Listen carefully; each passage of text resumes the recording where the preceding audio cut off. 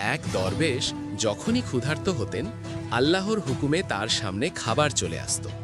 তিনি শুকরিয়া আদায় করে সেই খাবার খেতেন এবং বাকি সময় ইবাদতে মশগুল থাকতেন। একদিন সকালে ঘুম থেকে উঠে তিনি দেখলেন তার জন্য কোনো খাবার আসেনি।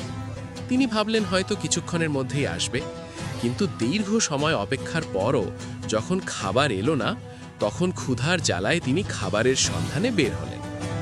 দরবেশ চলতে চলতে এক ইহুদির বাড়িতে গিয়ে খাবার চাইলেন।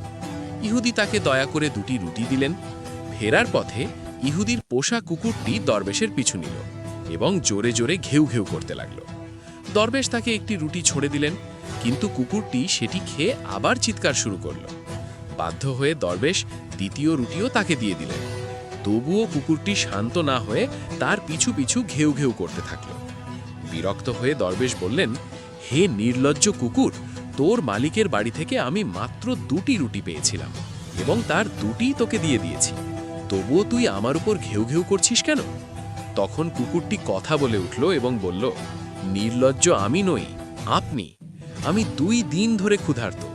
আমার মালিক সব সময় আমাকে ঠিকমতো খাবার দেয় না, তবুও আমি তার দরজায় পড়ে থাকি, অন্য কারো দরজায় যাই না।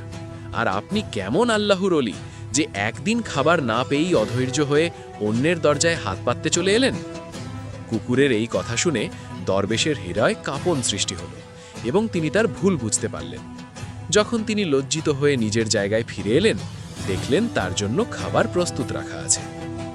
শিক্ষা: এই গল্পের মূল শিক্ষা হল সবর বা ধৈর্য এবং আল্লাহর ওপর অবিচল আস্থা রাখা।